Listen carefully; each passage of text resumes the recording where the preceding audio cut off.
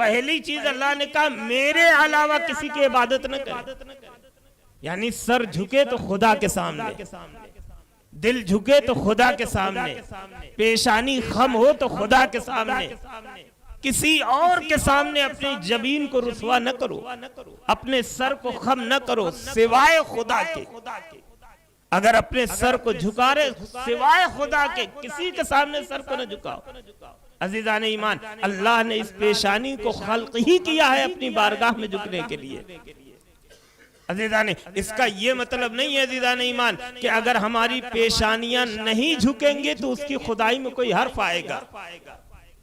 नहीं अजीजान ईमान, हरगिज़ ये ना सोचे कि अगर हम इबादत नहीं करेंगे तो खुदा की इबादत करेगा कौन, खुदा की इबादत में हर्फ आएगा। नहीं अजीजान ईमान, कायनात सजदा करना छोड़ दे तब भी उसकी खुदाई में कोई फर्क नहीं आएगा। पूरी कायनात सजदे में चली जाए तब भी उसकी खुदाई में इजाफा नहीं होगा। वो खुदा है, वो कायनात का खालिक है, वो कायनात का मालिक है।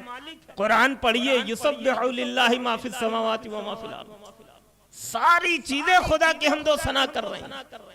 जनाबे मूसा ने एक असा को जनाबे मूसा ने एक पत्थर पर मारा, पत्थर शिगाफ हुआ। जनाबे मूसा ने देखा कि उसके अंदर एक छोटा सा परिंदा है, जानवर है, कीड़ा है, जिसके दहन में उसका रिज्क है। आवाज कुदरत आई कि ऐ मूसा, इस पत्थर के दरमियान में इस कीड़े के दहन में रिज्क पहुंचाने वाला मैं हूं। इस पत्थर में और पत्थर के दरमियान में कीड़े के दहन में रिज्क पहुंचाने वाला मैं हूं। जनाबे मूसा ने देखा कि पत्थर है, पत्थर पर असा मारा तो शिगाफ हुआ, उसके अंदर कीड़ा है। जनाबे मूसा के जहन में सवाल पैदा हुआ, कहा खुदाया इस कीड़े की जरूरत क्या थी दुनिया में, इस मखलूक की जरूरत क्या थी, इसे तूने क्यों पैदा किया है। आवाज कुदरत आई, हमें झकझोर दिया इस रिवायत ने, हमारे जमीर को जगा दिया इस वाक़े ने।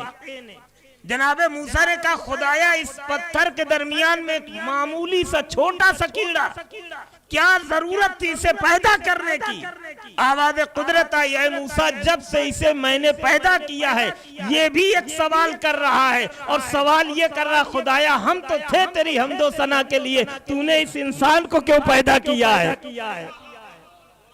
यानी हम तो थे तेरी इबादत के लिए, तूने इस इंसान को क्यों पैदा किया। जनाबे मूसा समझ गए कि मेरा सवाल ही गलत था, फौरन अपने सवाल को वापस ले लिया। एक सलवात पढ़े बर मोहम्मद वाले मोहम्मद।